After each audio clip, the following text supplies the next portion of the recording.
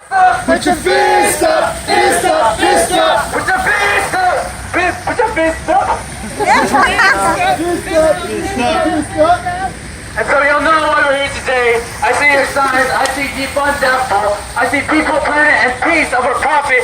I see water is life. Water is life. Let me say that again.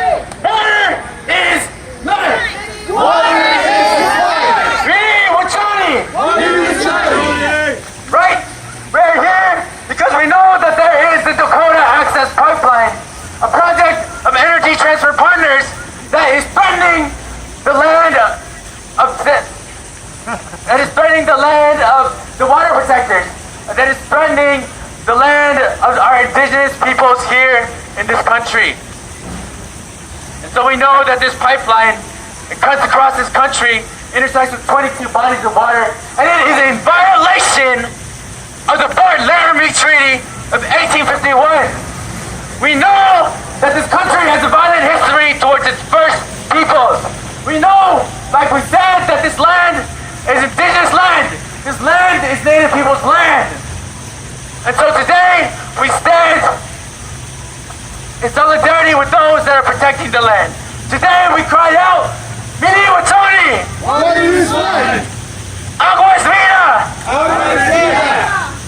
Right, and my name, I forgot to introduce myself. My name is Julian Harabada. I'm with the Disaster Support Network of the Philippines, standing with y'all with Rise Up for Justice.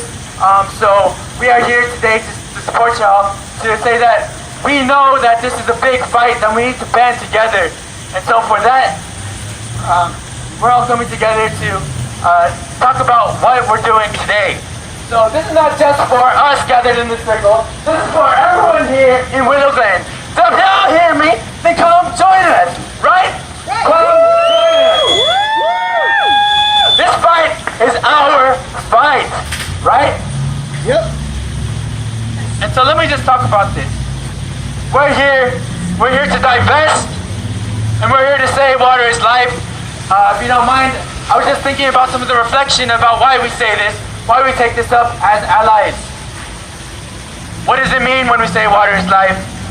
It quite literally means that water is life. It sustains us, it feeds us, it heals us, it courses through our bodies. And so to destroy the sources of water, to attack and poison the sources of water, is an attack on our people. To deny water is to deny life. I think of Flint, Michigan, where their water is contaminated. And so if y'all are with me, when I think of water is life, it also means that we're affirming that Black Lives Matter. Is that right? Yeah. It means that we're affirming that we must stand in solidarity with people that have been forced to migrate over wars that are extracting and destroying the lands of our people. That people have been forced to migrate to seek refuge here, and now are facing discrimination. They're facing attacks because of because they had no choice but to move. And so when we say water is life, we're following the wisdom of our indigenous relatives that have taught us that we must defend the land. We must stand with the water, because this is how we're going to be able to move forward together. This is how we're going to be able to stand together as a community.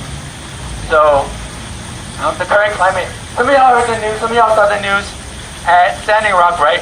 That the police cleared the Chacoin camp, right? Yep. But does that mean that our fight's over? No. No, that does not mean our fight's over. We know that under this current fascist regime that our president signed an executive order to advance the Dakota Access Pipeline. But that does not mean that our fight stops. No. What is our battle cry? Mini Watoni! Water is life! And how will we do this? Today, we are going to be doing a divestment crawl. So if y'all hear me anywhere, today we invite you to join us as we divest from the banks that are funding the Dakota Access Pipeline, that we divest from the banks that are supporting the Energy Transfer Partners. Today is our opportunity to stand on the right side of history, a history that has erred on destroying the lands of this people, taking the lands from from those that rightfully belong to it.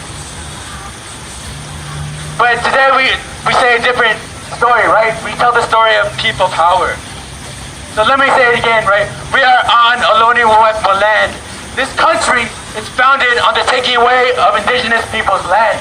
And so today, we must stand on the right side of history and continue to support those that have survived, that have fought in spite of the history that has sought to destroy them, that have fought for us because they fight to defend the water, they fight to defend the land, they fight to defend our earth. Your divestment is key to supporting these struggles, to take it away from these banks. And let me tell you, there's a lot of banks here. We're going to be stopping by, so I hope y'all are ready for us. We're going to take our money away because that is our act of resistance. That is our act of solidarity. That is our act of self-determination to let everyone know that this is what our community stands for. Our community does not stand for profits over people. We will not stand for the continued abuse of the land and its First Nations. So we know that we're not alone in this fight, right? How many of y'all have heard of Seattle? That's right. I'm from Washington State, so I'm a little bit proud about that.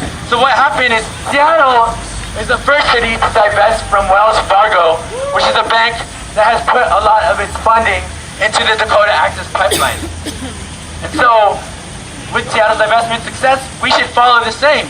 We have cities here. We're here in San Jose, right? Do we want San Jose to divest from Wells Fargo? Yeah! Do we want San Jose to divest from all banks that are funding Dakota Access Pipeline? Yeah! Right? And so we're gonna make that known, right? Yeah. We're gonna make our community demands known because, amidst this political climate, we have been calling for sanctuary. Many of us have been calling for sanctuary. Well, for us, we have to define what that means. Sanctuary for our people is important, but we also can define it as sanctuary for our land, sanctuary for our water, right? And so that is what we're doing today.